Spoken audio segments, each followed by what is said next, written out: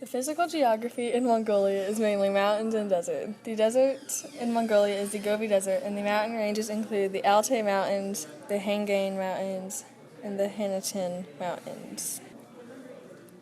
There are also rivers including the Yuzner River, right there, the Tessian River,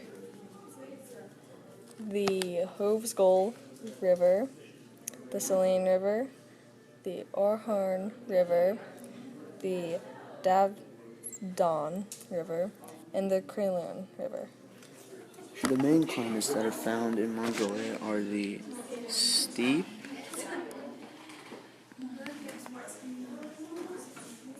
and the desert climate. This is because of the Gobi Desert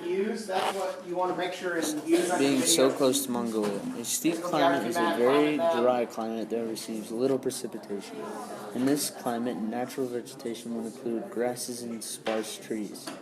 The desert climates are mainly influenced by the Gobi Deserts, once again, and the rain shadow effect created by the Adalai Mountains.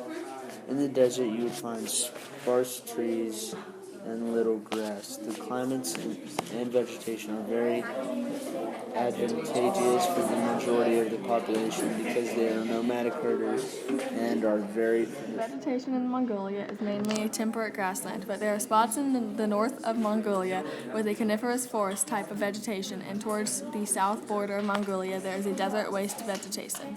The GDP per capita in Mongolia is $2,893.84. The cost of living is $464.89. The life expectancy is 69 years. These indicators show that Mongolia is a newly industrialized country because a full developed country would have a high GDP per capita, a high life expectancy, and of course a higher cost of living. Although the cost of living is pretty low, life expectancy is higher than a LDC country, which leads to a person inferring that they have good medical care and are newly industrialized. As of 2013, Mongolia's HDI index number is 0.698, which helps to pinpoint the accuracy of whether Mongolia is or is not developed. Because of Mongolia having an HDI index of 0.698, it appears to be a newly industrialized country. There are many nomadic herders out in Mongolia who are very traditional. This HDI index would not include the nomads of the area. There was a baby boom in Mongolia which caused the bulge in the children of ages 0 to 4 years old. There may have been wars that called the male teenagers and preteens to die and create the indenture on the pyramid. There is better health care for the older people because many of them survived. The bulge in the pyramid shows that there was a baby boom about 20 years ago and that many had survived to live today. Elderly care is not very common because there's a decrease in the elderly population. Many ethnicities have lived in Mongolia since prehistoric times. Sometimes one ethnicity would come to power and become the authority of the land. The very first time this happened was with the Xiongnu ethnicity, which was led by Mondun Shanyu in 209 BC.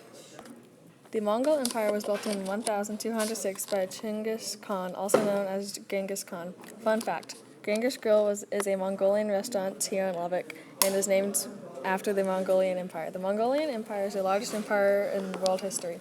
The Mongol Empire had so much land, it extended from present-day Poland all the way to parts of Korea and Vietnam. In 1227, Mandu died, and the empire was partly separated into 4 different regions. Several years later, Mandun's grandson, Kublai Khan, took the throne and later formed a new dynasty that was known as the Yuan dynasty. This dynasty was the first foreign dynasty to rule all of China until it was overthrown by the Chinese Ming dynasty in 1368. This action has caused China and Mongolia to become present-day rivals.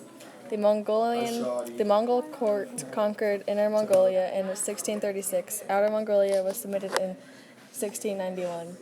And Mongolia was ruled by the Qing dynasty for the next 200 years until 1911. Mongolia is the world's largest landlocked country, although it is the least densely populated country in the world. The ethnic Mongols are the majority of the population, although there are a few other ethnicities such as the Kazakh, the Turkic, Chinese, and Russians. Shamanism is the main religion in Mongolia, and the official language of the country is Mongolian. The government system in Mongolia is a democratic system which allows several parties. This government system was formed in 1991 because many Mongols were not happy about the communist government they had formed 2 years prior in 1989. Mongolia has 3 constitutions, and the last one was adopted on July 6, 1960. There are two types of games played in Mongolia. One type is when the children play games with things such as animal bones, sticks, and stones, which could have a symbolic ritual in Mongolia.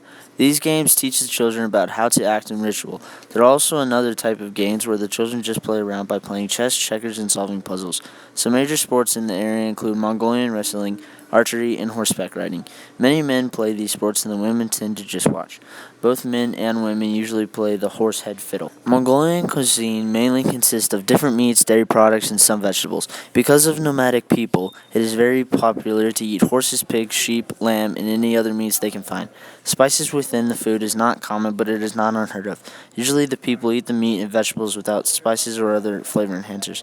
Mongolians are really big on donuts and cheese. A popular dish in Mongolia is a stuffed baked pig, which includes vegetables, the pork, and other types of meat.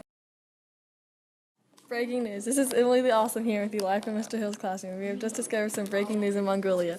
On April 1st, the Chinese Defense Minister Cheng Guoquan on Tuesday met with the commander of the Chilean Air Force, Jorge Robles, and the commander of General Purpose Troops of Mongolia, Raden Bazar Sukbat. During their meeting, they discussed the possibility of working closely together, and Sukbat states that Mongolia would like to work more closely with China to decrease terrorism, to help peacekeeping missions, and for the military to have joint drills and training.